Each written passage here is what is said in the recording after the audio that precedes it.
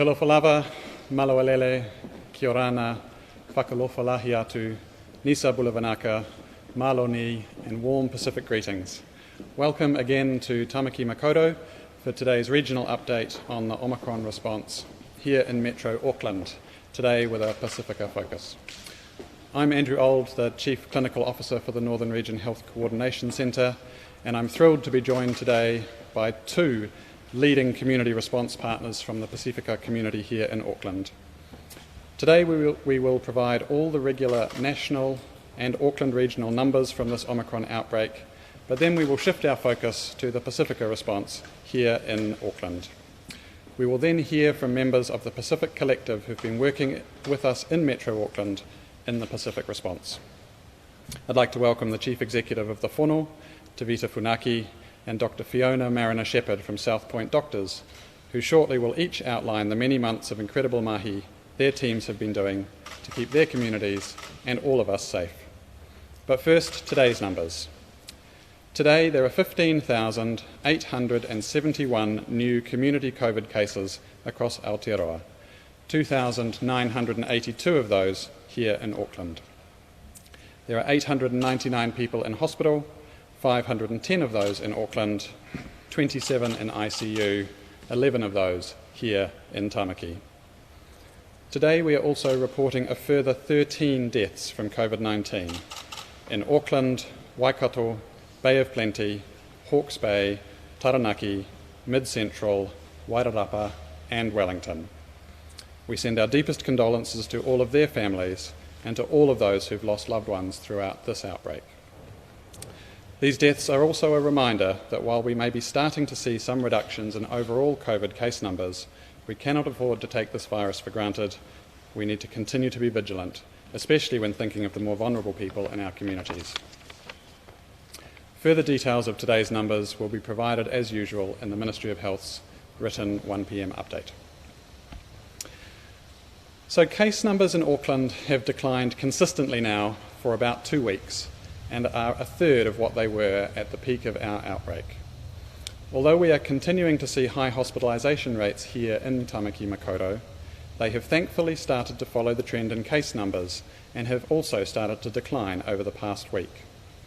Although new admissions are falling, we're still admitting an average of over 100 people per day to our regional hospitals with COVID-19, and tens of thousands more people will still get COVID-19 in the coming weeks.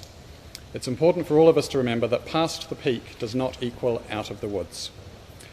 With changes to the traffic light framework allowing us to head back to things like sports and social events this weekend, we need to remember that there are still many people in our community being adversely and disproportionately impacted by this virus. As an example, almost 300,000 people in the northern region are aged over 65. It's about 1 in 7 of us. And although cases in our older age groups have remained relatively low so far, with greater mixing comes greater risk. We're all interconnected, and so whilst out there making decisions for ourselves, please continue to be mindful of older people and young ones, as well as those with underlying health conditions that put them at greater risk. They all need our help to stay safe. We also need to be mindful that while we are seeing improvements in numbers here in Auckland, this is not the case for communities in many other parts of the country yet. My message today is to continue to exercise caution, especially if you do have friends and whānau who are more vulnerable. Enjoy the weekend activities you have planned, but please keep up the mask wearing and other good public health measures. Stay home if you feel unwell, take a test if you have symptoms, and keep reporting both your positive and negative results, as this helps us continue to track the virus and ensure we're putting the best measures in place to keep everyone protected. I also want to reiterate comments I made last week about being prepared for winter. For 2 years, we have not had to worry much about other viruses circulating through our communities, but with borders reopening and winter approaching, we need to give this real attention. COVID-19 will be with us for some time yet, and the combination of COVID, along with flu and other diseases such as RSV and the potential for typhoid or measles, could create significant pressure for our health system in months to come. I strongly encourage you to get your flu vaccine if you're eligible, and make sure that your childhood immunisations, especially the likes of MMR, are up to date. Your GP will be able to advise which vaccinations your tamariki need to have and at which stage. And remember, if you're still due a booster and your child is due a first or second COVID vaccination, these can be administered at the same time. The good news is that masks are effective protection against a range of respiratory diseases, so they will remain a valuable tool to keep us all safe in the months ahead. As I said earlier, we wanted to use today to reflect on the significant work of our Pacific community partners. To help put it in context, I'll take a moment now to look at the impact of COVID-19 on our Pacific population here in Auckland. Pacific peoples have made up about 28% of all Omicron cases in Auckland to date, but that's peaked at over 50% of cases early in the outbreak. 43% of all hospitalisations in this outbreak have been for Pacifica peoples, and similarly that peaked at over 60% early in the outbreak. Thankfully, the number of new Pacific cases has halved in each of the past 2 weeks, and was 5,209 new cases to Sunday the 20th of March, compared with 10,690 in the week prior. And this week, so far, we're looking on track to halve again. New Pacific hospitalisations have also dropped about 17% week on week, from 469 in the week ended 13 March to 387 last week. Since early 2020, Pacific providers have been partnering with the NRHCC as part of our Pacific response to COVID-19. This has included mobile units for testing and vaccinations, community-based assessment and testing centres, support for localised outbreaks, community management with churches, a regional outreach-based vaccination program, and the provision of health and welfare support for families isolating at home through whānau HQ and support for the Regional Pacific Coordination Hub. As just one example of the contribution, between them, the Whānau and South Seas, two of our providers, have administered over 100,000 COVID-19 tests to their communities. The success of our programs has come down to the support and hard work of all of these community partners, so I'm delighted to hand over first to Tavita Funaki from the Whānau to provide some first-hand further background on their work that they've been doing. Tavita.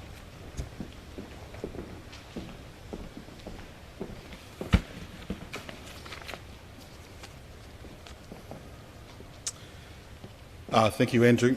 Malo lele. As Andrew said, the Whānau is part of a collective of Pacific providers who came together at the very beginning of this pandemic to ensure that our communities got the best level of care they could at a time of great uncertainties and naturally a great deal of concern. It became evident very early in the pandemic that Pacifica peoples were most likely to be severely impacted by COVID-19 due to the nature of the rapid transmission rates in large households and gatherings. Our churches, communities and school events have all been affected over the last 2 years. Often multi-generational households have been impacted and families have lost loved ones. And it continues to hit us hard.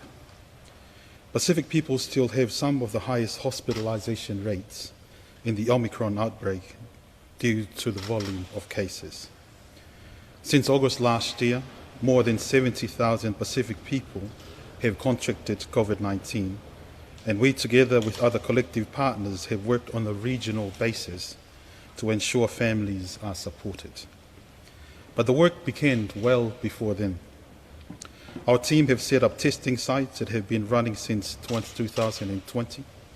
We established our first Pacific-led vaccination centre in Westgate, West Auckland in May 2021 and have vaccinated more than 92,000 people through that site.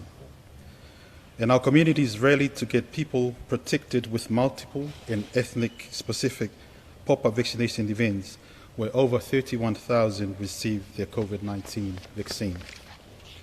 We continue to support our communities and churches with pop-up events, including this one here at Malaiola Church in Mangere. And this event starts at 3 p.m. today and runs until 7 p.m. It will also operate tomorrow from 9 a.m. to 4 p.m. As our people continue to get Omicron, we are also supporting the NRHCC with its home isolation program. And each day we are calling up thousands of people to ensure that they are safe isolating at home and have everything they need to isolate safely. We have partners out delivering food and medicine and call centre staff doing daily check-ins based on our highest priority families. I'm incredibly proud of how our collective team have worked to support the communities over this time, and I want to take this opportunity to thank every one of them. We also thank all our community leaders for your support and insight throughout this time. As I mentioned, what have been key to this response, though, has been the collaborative approach we have all taken as a collective to ensure that we are prioritizing right areas with the greatest need and getting support to where is most urgent. Last year, together with collective partners including South Seas, South Point Family Doctors, Et2 Pacifica Auckland, Pacifica Family Health Group, and Langimale Tongan Health Society, we've worked with the NRHCC to develop a new Pacific model of care. This was prototyped in Auckland to respond to the Delta variant and was subsequently deployed for the Omicron outbreak. This model is what we are now using through the NRHCC's regional home isolation hub, the whānau HQ, to ensure our Pacific families get the right support when they test positive for COVID and are isolating at home. The model has enabled us as providers to be able to act much quicker in support of our communities, including having early access to known exposure events and knowing who the families are we need to reach out to support. To give you further details on our Pacific Home Isolation Program, I will hand over to Dr. Fiona Marina Shepherd from South Point Doctors, who has played an integral part in the clinical support of this program. Aloha.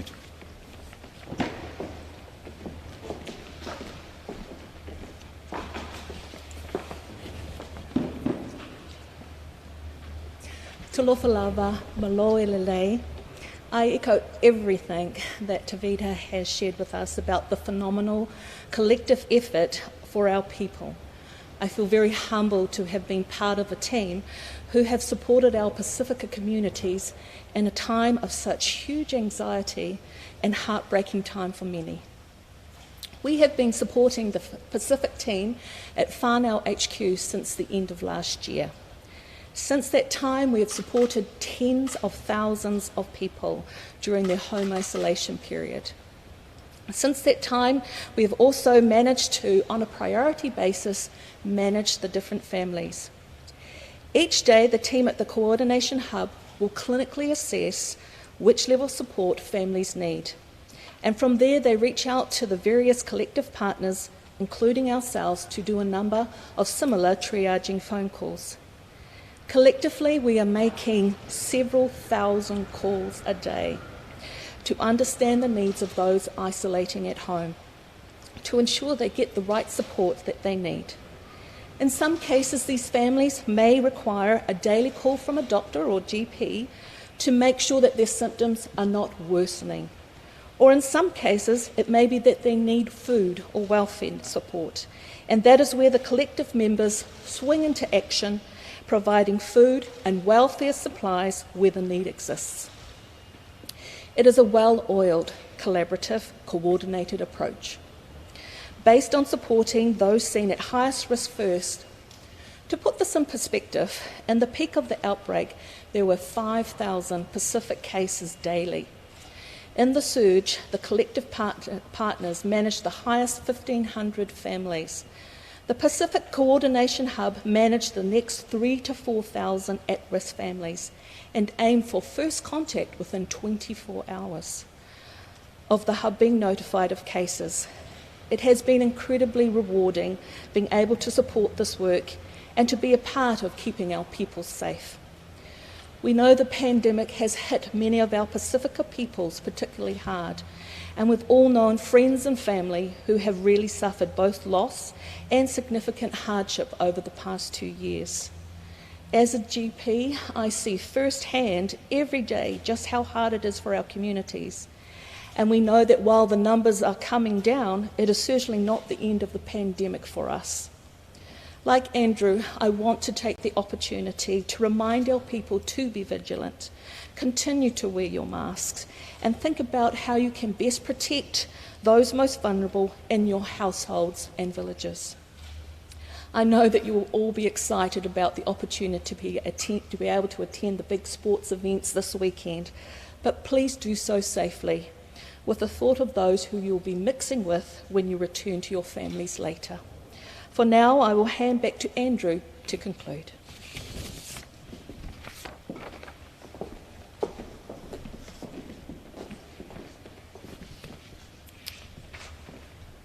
Thank you, Fiona, and thank you, Tavita.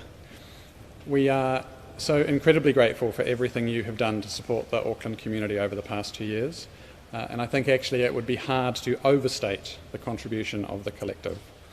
From the outset, the way Pacific providers have worked together to do what was needed with skill, persistence, humility and positivity has been inspiring.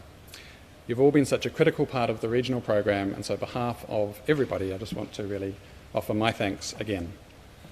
So we are now happy to take some questions, and I would just add we also are very fortunate today to have our Director of the Pacific Health Response in NRHCC, Meg Patasi, on hand as well to answer any questions. So yes, Lucy. Just wondering if you have concerns with the loosening of rules from tonight, that could mean an increase in cases and hospitalisations. Yeah, thanks. So the question was, with the relaxing of rules from tonight, are we worried about an increase in cases? I think the relaxing of rules was always a question of when it was going to happen, not if. So we have been planning for that. We are very fortunate here in Auckland that cases are coming down and coming down quite steeply. And particularly in some of our most affected communities, such as our Pacific communities, where those cases have been halving. I think with the increased mixing, as I said, there is increased risk, so the messages really are the same around making sure that you continue to protect yourself by taking those sort of public health measures of masking, social distancing, etc. And also vaccination remains our biggest tool in terms of preventing serious ill health. So again, it's really encourage people who have not yet had their boosters to go and get that done. So does modelling show that cases could go up? So we are expecting that cases will continue to plateau even with the restrictions easing. There could be a small increase, but that's not what we're expecting. Considering Auckland's moved through its gate then, should we be looking at moving to the orange local framework? So I think that's really a question for government, and the situation with the changes to the red setting, I think, and the other changes that are already coming in next week already represent a significant relaxation. So I think from our point of view, we're just continuing to do the work here to make sure that we can keep people as safe as we can and continue to encourage people to get vaccinated and continue with some of those other public health measures, even in some situations where they may no longer be compulsory. Lisa Bulabinaka, Lydia Lewis from RNZ Pacific. How many cases of COVID-19 do you think are going unreported in the community because people have to work and not get tested? Yeah, thanks. So the question was how many cases might be going unreported. Look, that's a really difficult one to predict.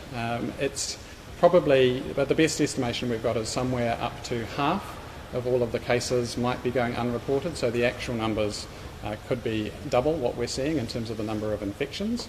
I would say, though, that all of the modelling that we've done, and that has been done nationally on our behalf, has allowed for the fact that we won't detect all the cases. So it's allowed for the fact that without literally going and testing every person, we're always likely to miss some.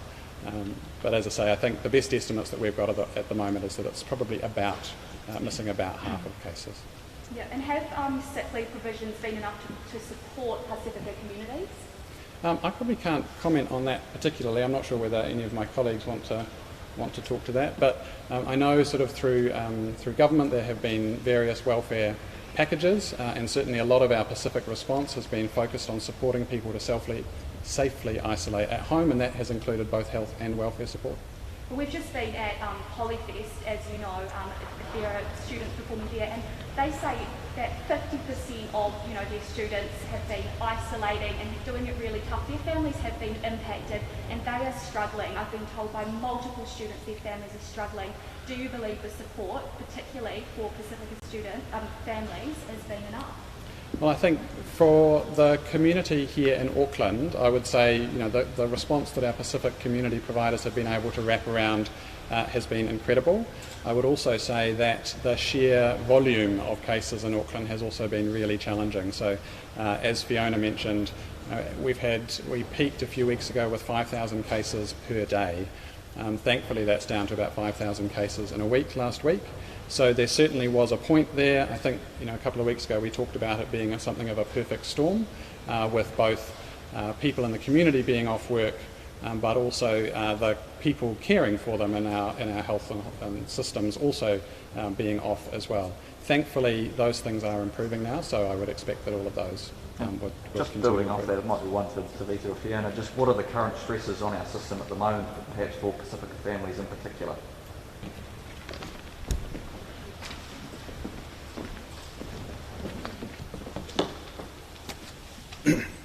I think some of the key concerns within our families is definitely around access to basic supplies, which we've been working through in terms of getting those support to the families.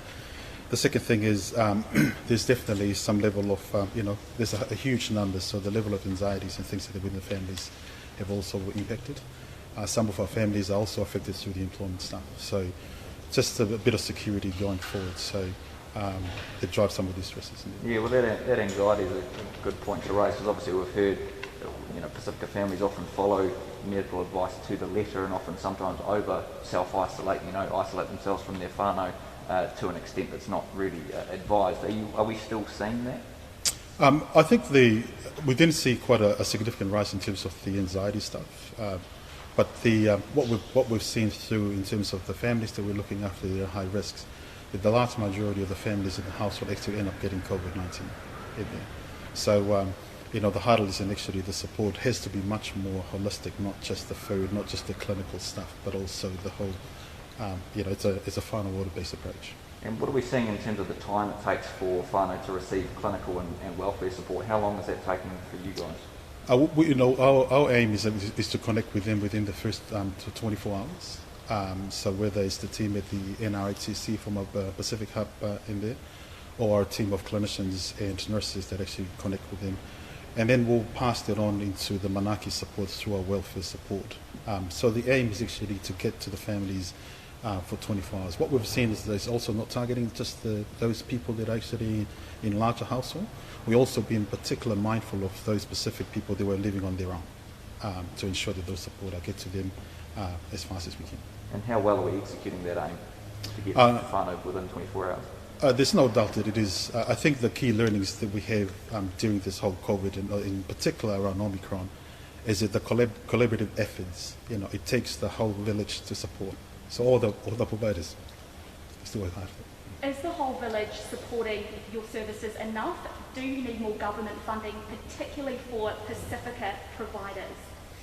I think there's, we'll welcome some of the resources to come through. I think it's more that we're working through around the infrastructure support of the providers to be response. I think what we've worked closely, that's why we needed to actually collaborate together because our workforce around Pacific is actually very limited. So what do we need to actually prioritize through that? So. And so how much money do you need and what do you want to be prioritised? It's probably be another budget bid on its own, but I think when we look, there'll need to be some significant investment into it. When you say significant, just give us a ballpark figure, please. I can't tell you that off the top of my head right now. We're coming out the end of the peak, so would you like to see more support earlier on? I think what we've also learned through the COVID response stuff, it's about the level of preparedness and readiness of our families. I think we'll see if there's a long tail in terms of the impact on our Pacific families. So, we're working for them to ensure that, we stockpile some of those essentials should there be future outbreak in there. But also some of the basic stuff, the contact number for your GPs, the number of your close contact stuff. So just I think what we'll be working closely with taking forward is a key learning for us is ensure that those preparedness of our families for the next outbreak. So, Tavita, you gave some really good numbers, but could you sort of put into context the rate? You said that Pacifica people are overrepresented. What sort of rate can you give to exemplify just how overrepresented they are? I think when we look in terms of, as Andrew quoted on, there's about 46% of the cases that were actually Pacific. And they make up how much of the population? 15% of the population. So sorry. And just to add on that, sorry, the number of deaths as well, how many of those who have sadly died because of COVID-19 are from Pacific communities? Hope you pass that on to me. Thank you. So between August last year and March now, we've had 32 Pacific deaths in the community. A question for Andrew. You said that the hospitalizations are starting to decrease, but when can we see hospitalizations fall to a position where the health system no longer faces an unsustainable number? So the question is, when will we see hospitalisations fall to a sustainable number? I would say one of the things that we've seen with this outbreak is that we're building on an already stressed system. I think we've talked about that a little bit, that even before this we were running with significant staff vacancies. And so the system is going to continue to be challenged, I think, for quite some time. Thankfully, COVID as an individual contributor to that in Auckland is starting to come off, and we have daily meetings with all of the hospitals, and the pressures do seem to be coming off, but they're still really significant. And as I mentioned earlier in the briefing, winter is coming, and we expect that will be significantly stretched again. Right. Okay. And also, so most fire and emergency New Zealand staff are considered health workers because of their proximity to paramedics. However, police, who are also regularly in close proximity to paramedics, do not fall under the health mandate after April 4th. Why is this, and are policy settings and the definition of mandated health workers being reviewed? I can't comment on the mandates question. You'd need to address that to the Ministry or Government. Sorry. How are our hospitals coping at the moment? Have we had to open any more COVID wards? What's our staffing level like?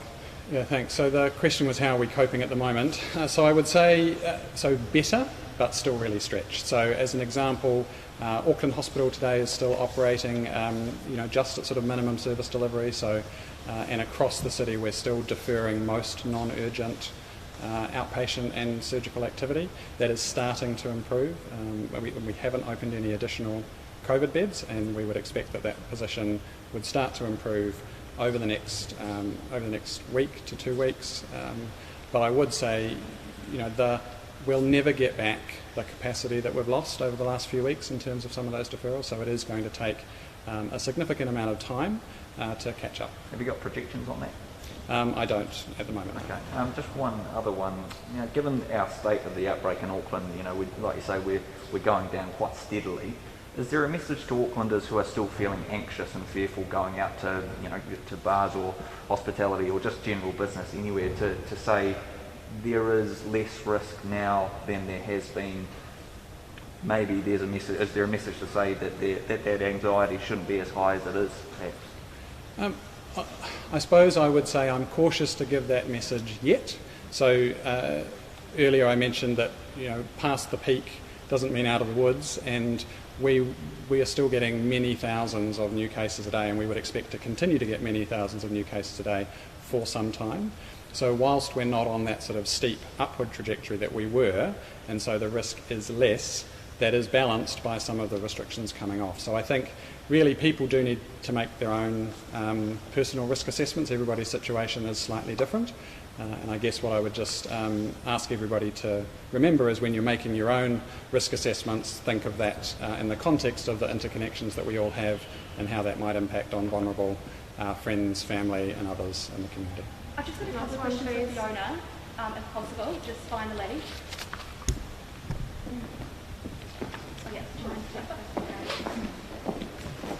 Cool. So as for Pacifica providers for Pacifica by Pacifica, how are the staffing levels in that area coping? compared with the collaborative approach with other providers? That's been essential. Having that collaborative approach has meant that, because we're all human too, we all, potentially could have COVID as well and have illnesses ourselves and our own families. But with having the collaborative approach, if one team's a little bit down, the other team can step in and help. And so, yes, it's essential.